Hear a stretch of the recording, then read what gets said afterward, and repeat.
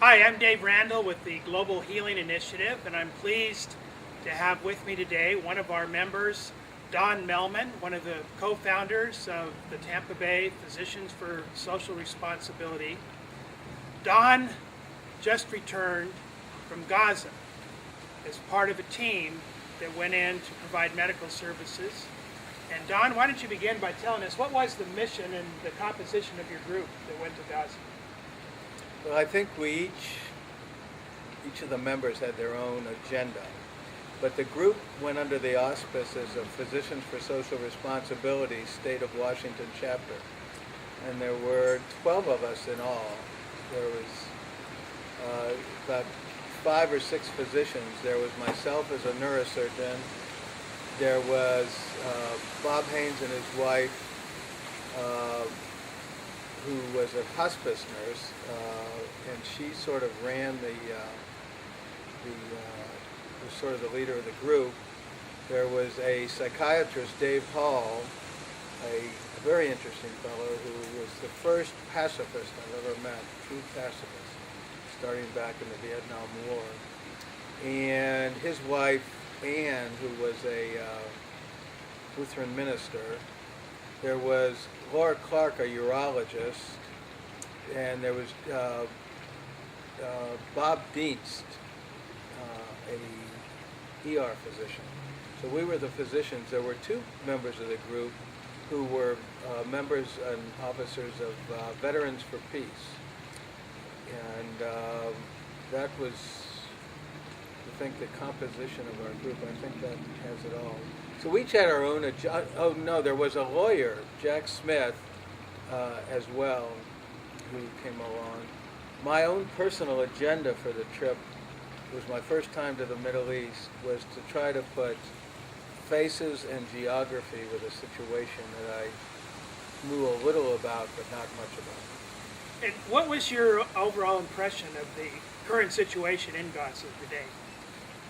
Gaza, the current situation, which has been there for a few years, it's been described, and I think it's appropriate, as an open-air prison. It's about 7 miles wide at its widest, about 25 miles in length, and with a wall around it. The only time there's not a wall around it is when the Mediterranean is coming up onto the shores. And the people cannot get in or out without great difficulty. Matter of fact, for us to get in, we needed up front to be vetted, I can't think of a better word, by the Israeli authorities, whoever they were. They needed copies of our passports, they needed curriculum vitae, biographies, who we were. And then they, even to the last minute, we weren't sure we were going to get in, but we did get in. And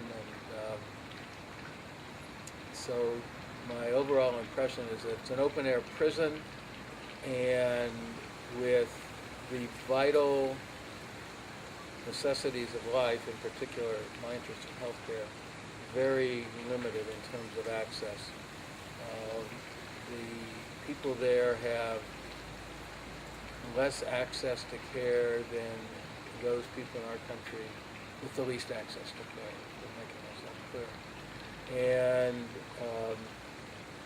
the recent war in December and January, for lack of a better word, the punishment forced upon the Gazans by Israel, and I'm not saying there wasn't punishment deserved, but certainly there was a great amount of punishment by Israel on the Gazans, and that has just compounded the situation in terms of the damage to their agricultural industry and their ability to get along. There's at least 50% unemployment, and it's a desperate situation. What are some of the things you discovered while in Gaza that surprised you, things that maybe others in the world may not be aware of? What surprised me is the extreme control that Israel exerts over Gaza and the environs and the population. while there is self-will within Gaza itself in terms of elected leaders, um, there's just, they really can't do anything outside of Gaza. I recently heard an interview of Lawrence Wright, who wrote an article in last week's New Yorker about Gaza titled Captives, and he pointed out that many young people in their 20s have never been out of Gaza. The other thing that people may not know is the extreme health hazard of the water and the food. The water is basically undrinkable. The public health situation that is foisted upon the country by Israel leaves Gaza in a desperate situation. There are, I believe, 20 to 70, I forget the number, tons of raw sewage put into the Mediterranean daily from Gaza. That their sewage system is so backed up and is so inefficient and ineffective that the Mediterranean there is polluted. The people are forced to stay within a 3-mile barrier by Israel, with Israeli navies offshore, and will shoot people trying to enter or trying to leave, and in terms of boats. But the ironic situation about that is nature has a funny way of evening things out. And the current of the Mediterranean flows north there, and the town of Ashkelon, just north of Gaza, its beaches are being polluted. The waters are being polluted. North of Gaza in the state of Israel. In the state of Israel, and there is a $250 million grant from the World Bank. I don't know if grant's the right word, but to remedy the sewage situation in Israel is going to allow that to occur without any interference, or with minimal interference, because Israel itself is being threatened by this issue. With all of the depressing kinds of things that you've described in your trip, what did your group find most disturbing in its assessment and experience in Gaza? It's hard for me to speak for the group. We were a varied group, and some of the human rights people went out and talked to human rights officials and talked to the people. The hospice nurse I talked to about taught a class for 5 days for grieving mothers, people who lost children. The psychiatrist went out and interviewed children and people who had been adversely affected by the war to a degree that they needed medical intervention, psychological intervention.